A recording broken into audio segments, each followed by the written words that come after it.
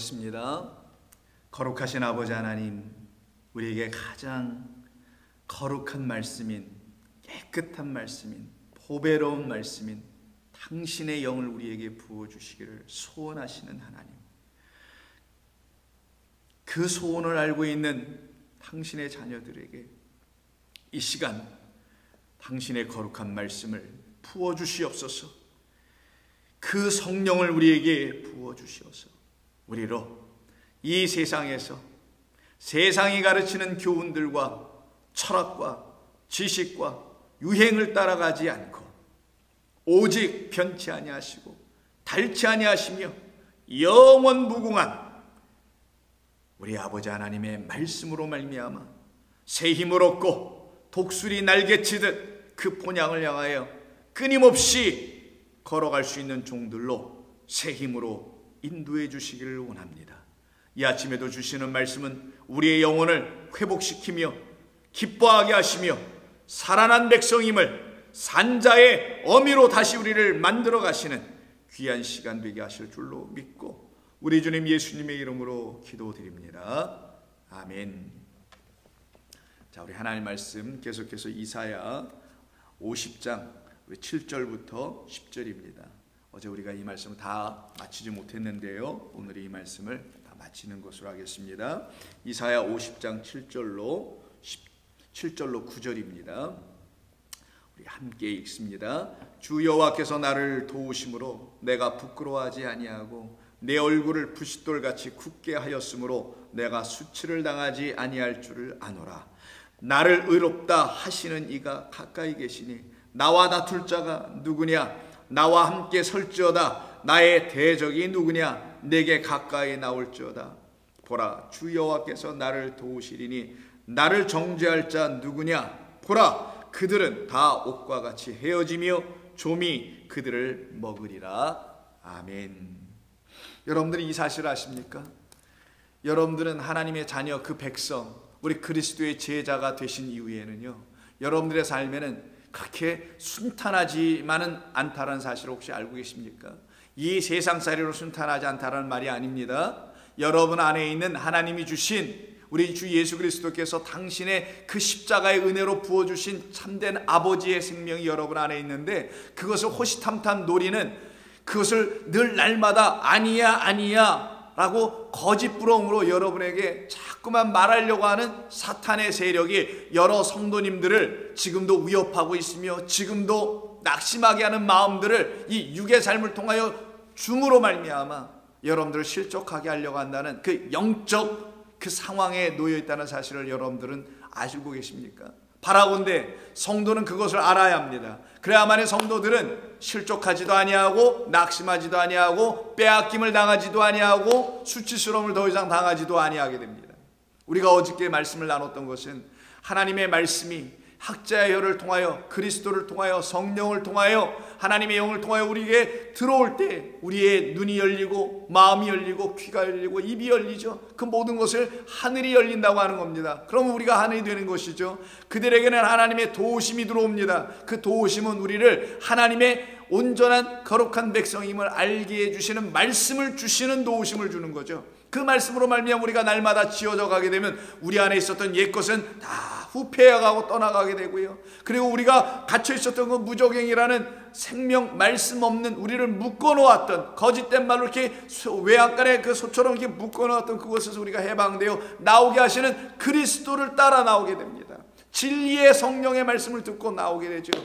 그들을 더 이상 부끄럽다라고 말할 수 있는 종들이, 존재들이 이 땅에 우리를 위협하는 종들도 더 이상 있지 아니하게 한 하나님의 놀라운 은혜를 입은 자들이 됩니다.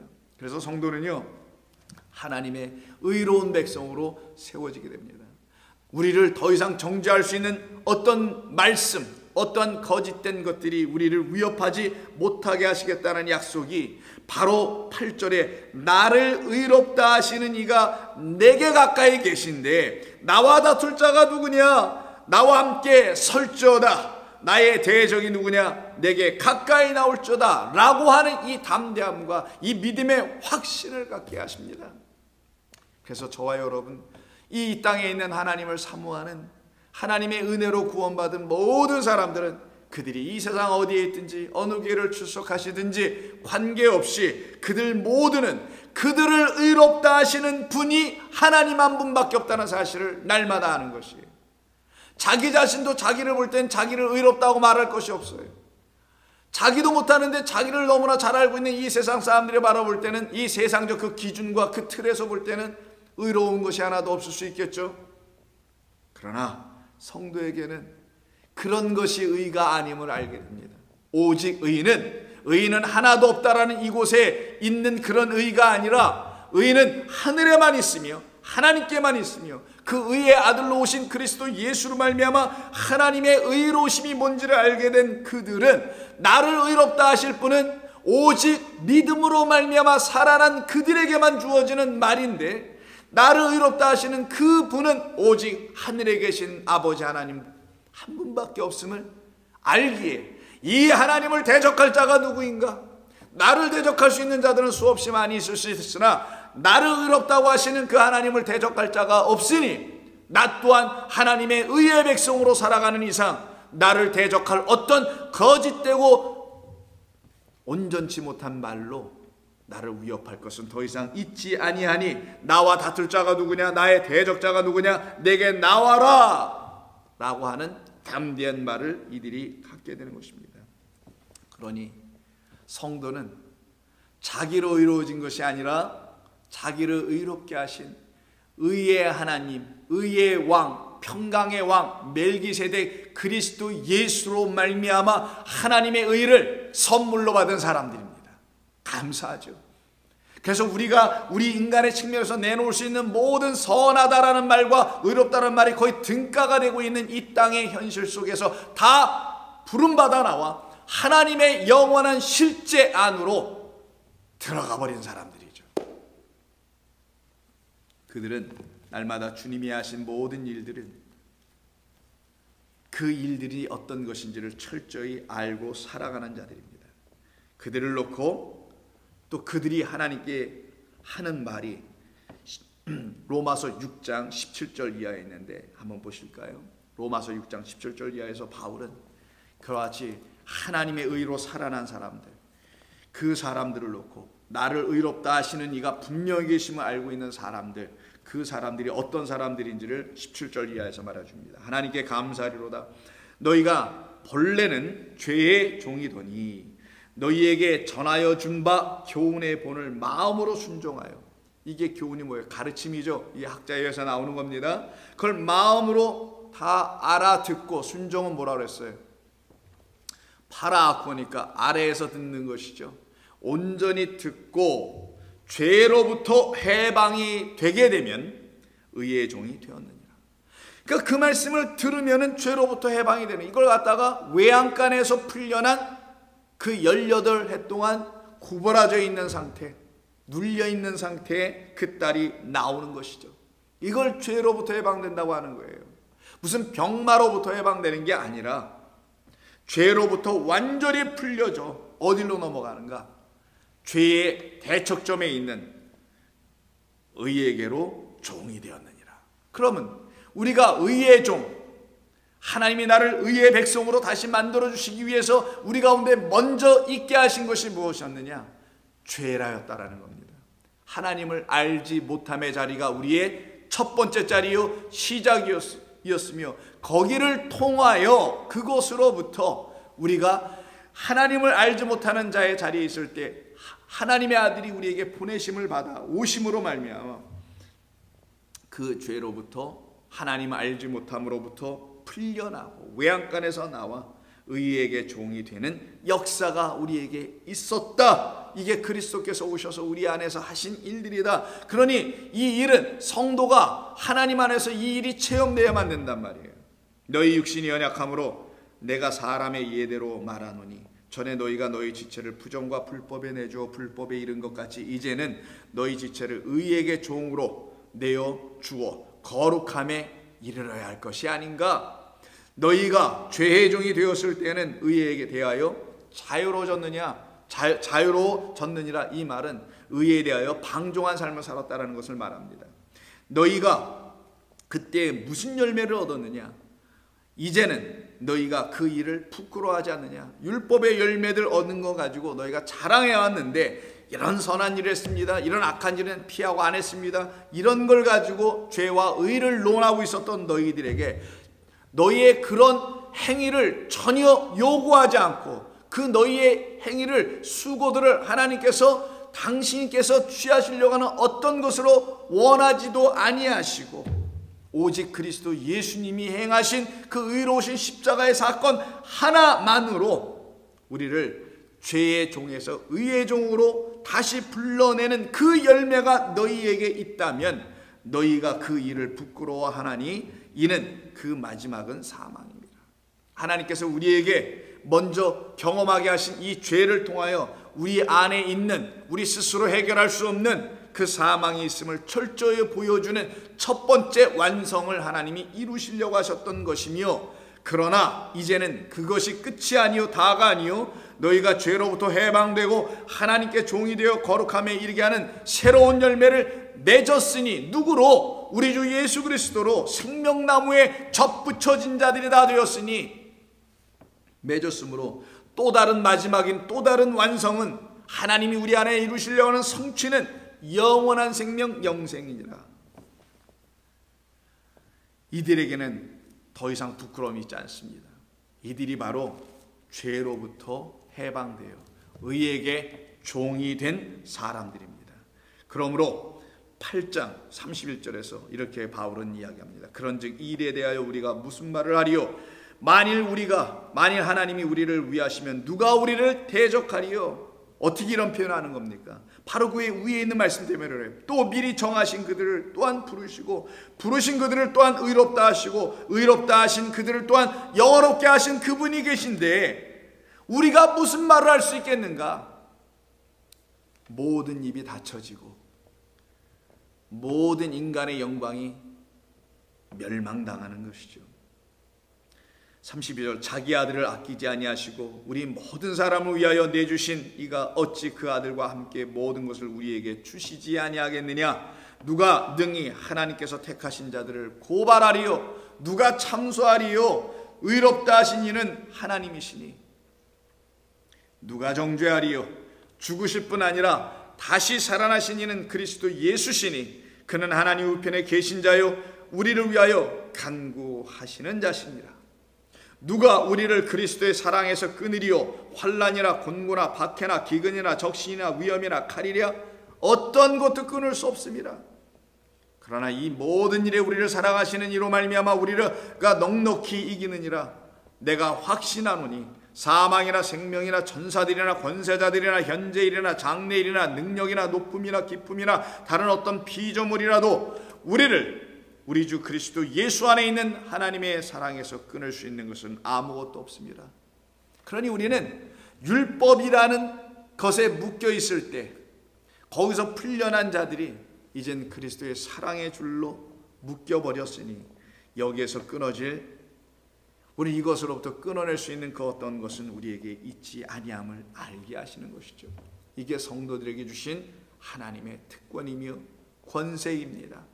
독생자에게 나타나는 그 영광, 은혜와 진리가 성도들에게도 이와 같이 충만하여져 있다면 그들은 더 이상 자기 것으로 자랑하지 아니하고 그리스도의 것으로만 자랑하게 됨으로 말미암아 자기 것으로 자랑했던 그 옛사람의 그 모든 부끄러움을 이제는 다 던져버리고 그리스도로 말미암아 새롭게 갖게 된 그 기뻐함을, 즐거움을, 그 평강과 희락을 취하는 성도로 바뀌어지죠.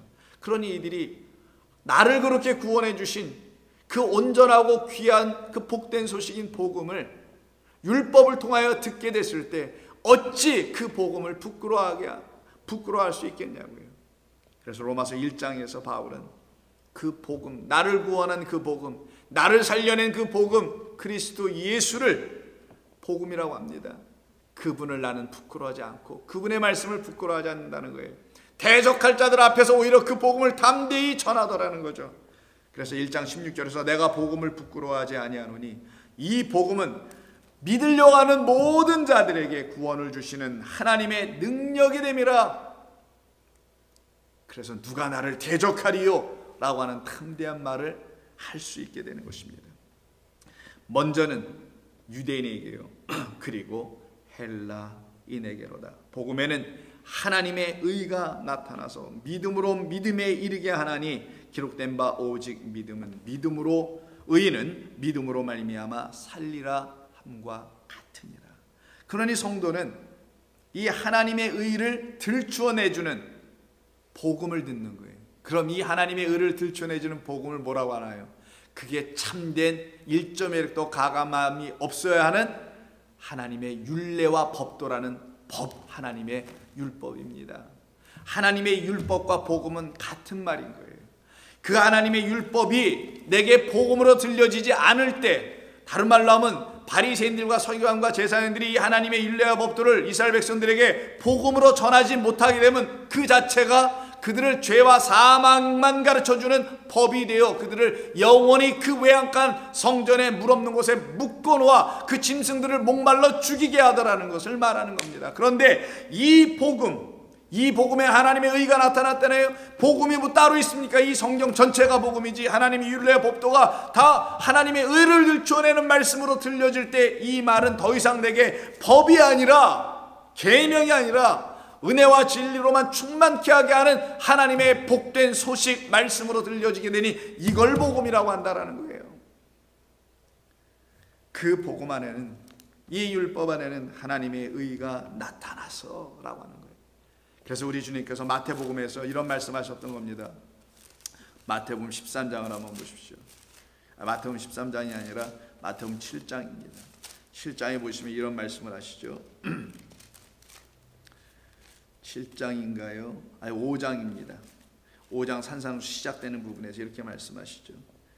7절 내가 율법이나 선지자를 폐하러 온 것이 아니다. 그 안에 있는 하나님의 의를 오히려 더 들추어 내려오셨다라는 거예요.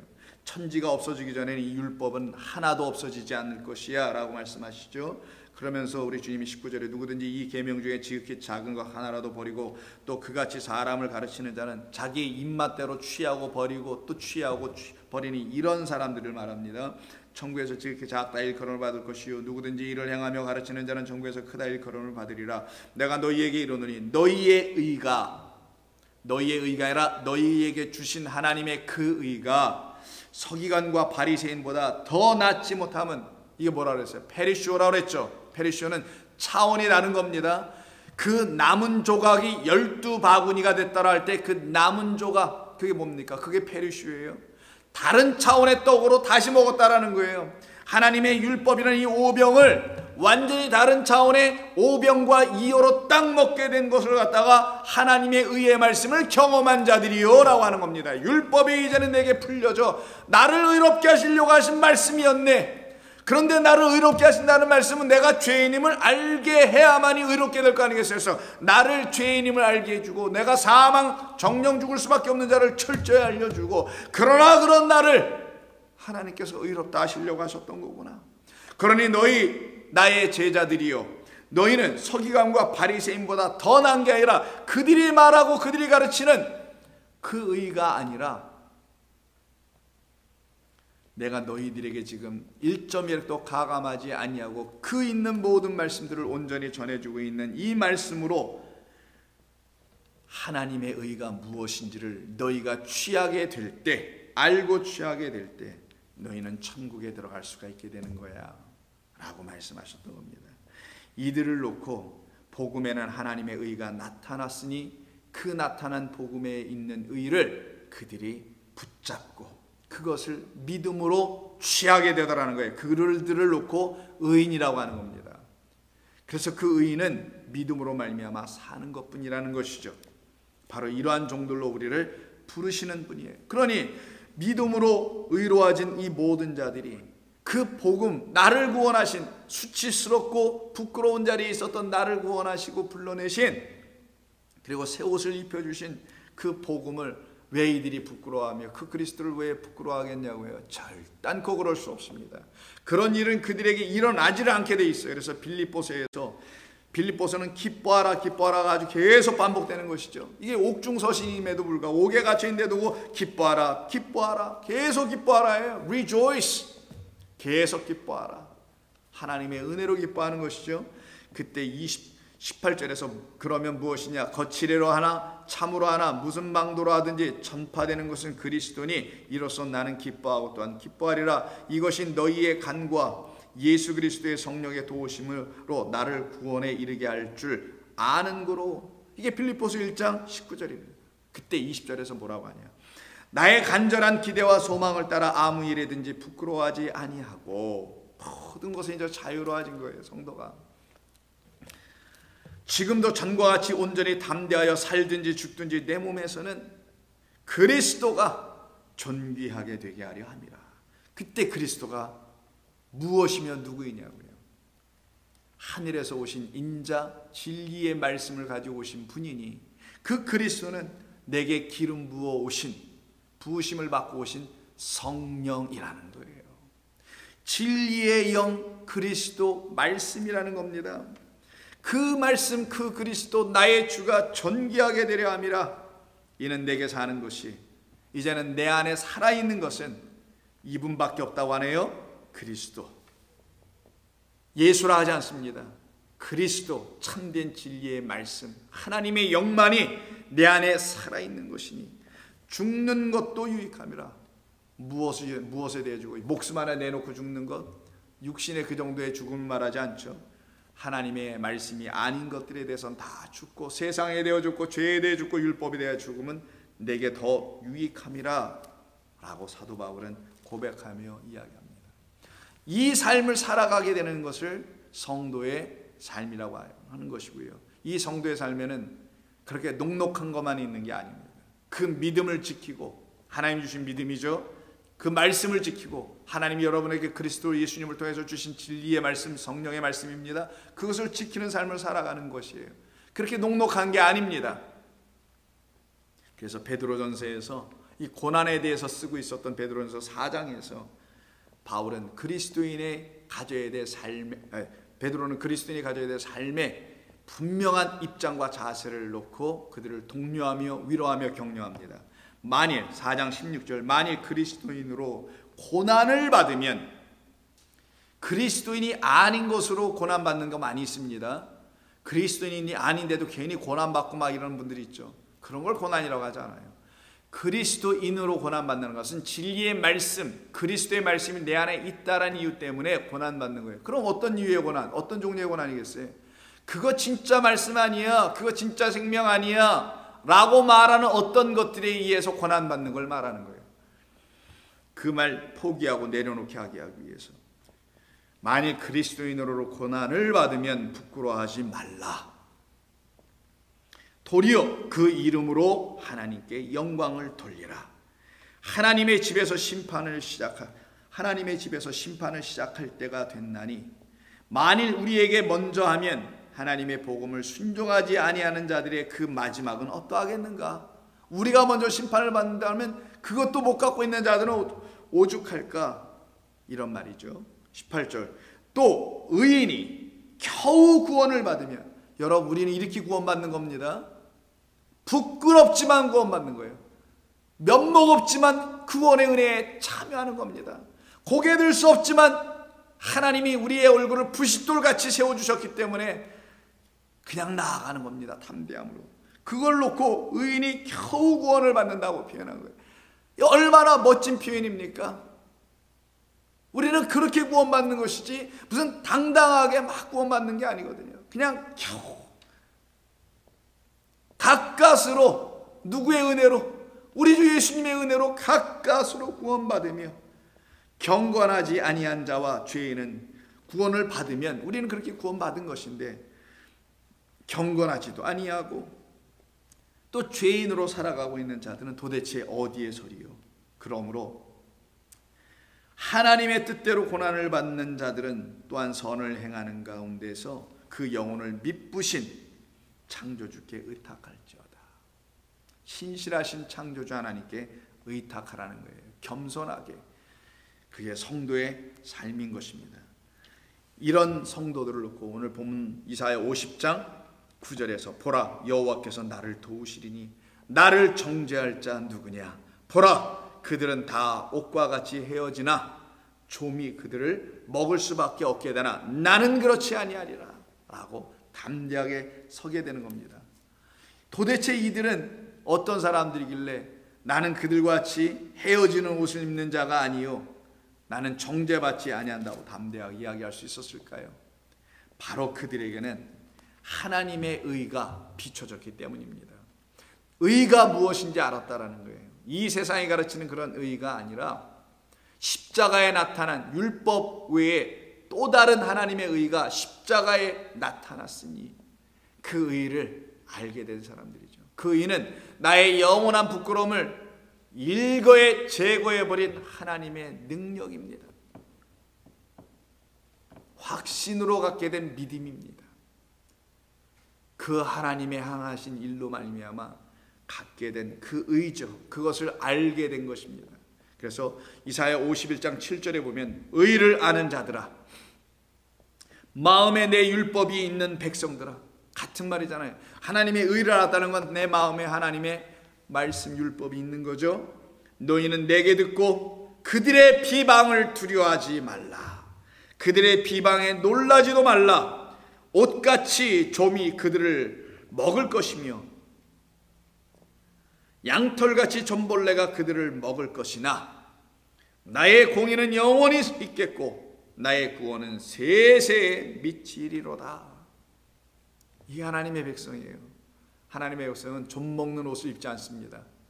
이 세상이 내어주는 옷을 입잖아요. 그건 다 때가 되면 낡아지고 찢어지고 헤어지고 그래서 옷도 다시 바꿔 입어야 하고 사서 입어야 하지만 한 번 입혀준 옷, 영원한 그 은혜의 옷, 그 그리스도의 옷을 입은 사람들은 이 땅 광야라는 시간을 그 옷 입고 지나가니 낡아지지도 아니하고 좀 먹지도 아니하는 하늘의 옷을 입은 자들입니다.